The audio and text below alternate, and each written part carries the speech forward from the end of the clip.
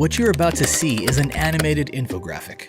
This side-by-side example illustrates the differences between an automated cobot cell and a manually tended setup.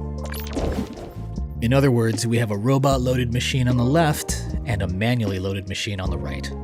Keep an eye on the synchronized clocks. And watch down here for notes. Let's start the clocks here at 8 a.m.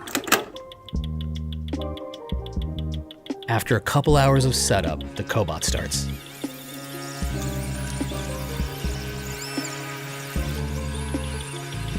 Alright, let's pause here. It's 1 o'clock, lunchtime, and the manually loaded cell was offline for an hour.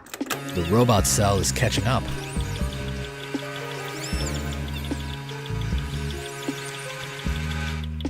Alright, so now it's 5 p.m., quitting time, and the manual cell is shut down for the day.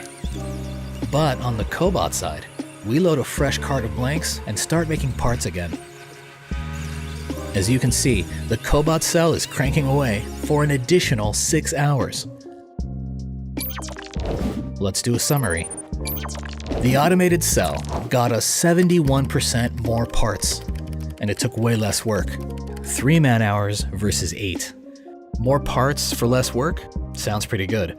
Visit haascnc.com to learn more about our cobot kits and check out our other automation solutions.